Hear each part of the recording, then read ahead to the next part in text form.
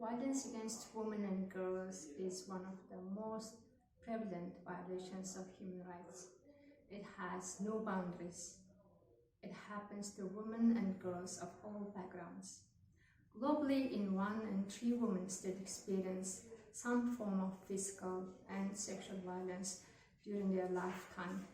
In China, according to the third survey on the social status of women in 2011, 24.7% or 1 in 4 married women experienced various forms of domestic violence by their spouses.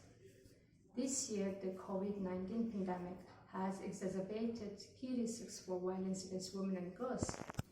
There is growing evidence of increased violence against women and girls in multiple forms, fueled by household income and food insecurity and confined living conditions due to lockdowns. Given the urgency of addressing gender-based violence in the context of COVID-19, UN Secretary General's Political Engagement Strategy on GBV and COVID-19 was issued in June 2020.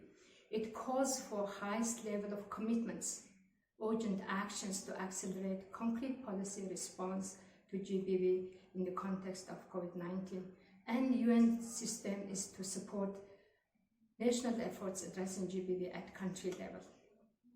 To end violence and harmful practices against women and girls is one of the 3 transformative results that UNFPA supports countries to achieve by 2030.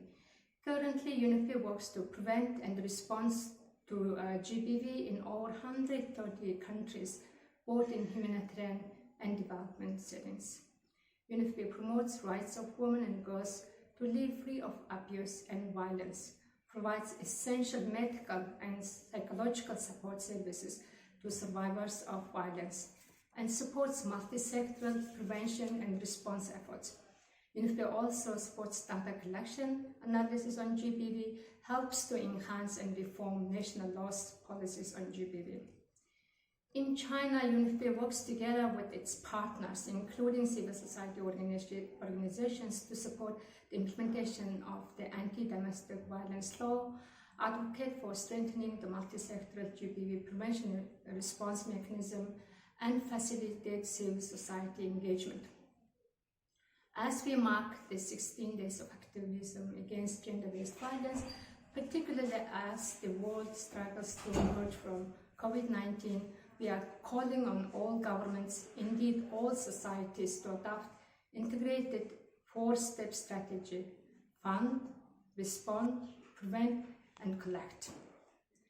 Prioritize funding for GBV programs, including in COVID-19 fiscal stimulus packages. Ensure response services for survivors are maintained and as essential during COVID-19 lockdowns, and declare national zero-tolerance policy for GBV with concrete action plan in place, including behavior change, social mobilization campaigns, and collect data for improving of GBV services and programs. Together, we can end violence against women and girls. Thank you.